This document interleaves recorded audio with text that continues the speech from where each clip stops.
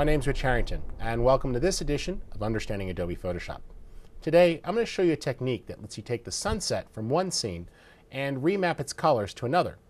Now, this is pretty useful because a lot of times you can't control the sun. In fact, pretty much never. All you can do is plan your day and try to work around with what you get. But with this technique, you can actually take a sunset from one scene and map the colors and tonal values to another. Here's how.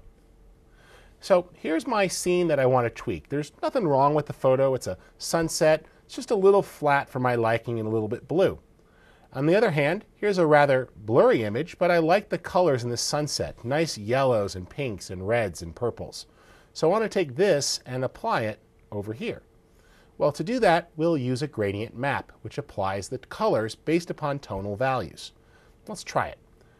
I'm going to go ahead with both images open and choose to create a vertical split here with two up. Now the two images are located on top of each other with the windows, and I can see both at the same time. Click on the lower image so it's selected and add the gradient map. Now the controls pop up here, and we're going to just disable that so we don't see it, but click on the gradient and you get some stops.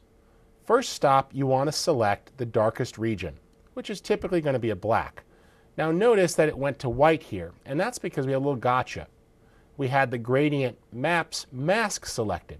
I want to click over here instead, and now I can modify that, and I find the darkest area. There it is.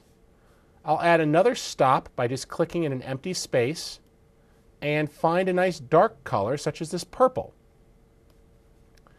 Go over, add another one, and I'll go for this nice orangish pink. That looks pretty good, sort of a salmon color. Add another one, and we'll go for this orangish. And then we'll click this one, and we'll go for the more yellow we have there, and just adjust this as we see fit. Now I'll click OK to store that, and I'm going to turn that on. And you see that the colors are being mapped. It's a good idea to sort of open this back up and play with moving these sliders around until you sort of get the same look you originally had. So I'll pull this over a little bit so the blacks go darker. I can grab that midpoint so the blacks are right. And that's fine. It's looking pretty good there. Move that over so it's just the highlights. And I'm satisfied with that. Now it's not an exact match because we haven't blended it, but this is doing a pretty good job. I'll click OK and just drag that from this document to this document, and it applies. Now again, we haven't changed the blend mode, so it needs some tweaking. Let's go ahead and select this top document, and we'll change the blend mode here, going to something like soft light, and you see the colors are subtly applied. If you want, you could step through other blending modes with Shift plus or Shift minus until you find the look that you want, but you could remap those colors pretty easily. Now, different modes will work well. There's color, which is pretty strong, or hue, which is a little more subtle. Multiply is nice there, getting a little bit of a darkening effect. And you try out the one until you find something you like. I'm going to go with overlay and back off here. That's looking pretty good. I've been able to sort of steal the color from this image and apply it up here, affecting the sky nicely, and it affects down here as well. And if I want, I could tweak this a bit. Let's just zoom this up so it's bigger. And this has a layer mask attached. So I'll grab my paintbrush. I will choose a light gray. And we're going to paint with a light gray at the bottom here, so it's not as strongly applied to the buildings. And we're just painting to add our own little mask here. And because we're painting with a light gray, it's going to tone down the strength of that gradient map at the bottom part of the image.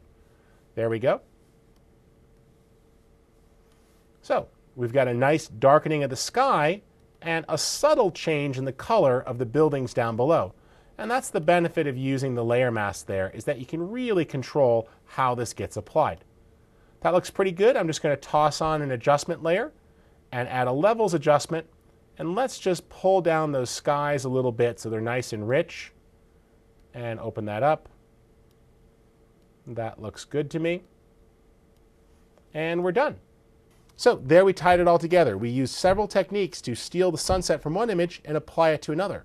We accurately sampled colors, we remapped them with a gradient map, we limited the effect with a layer mask, and then sort of tied it all together with a unifying adjustment to get the exposure and contrast right.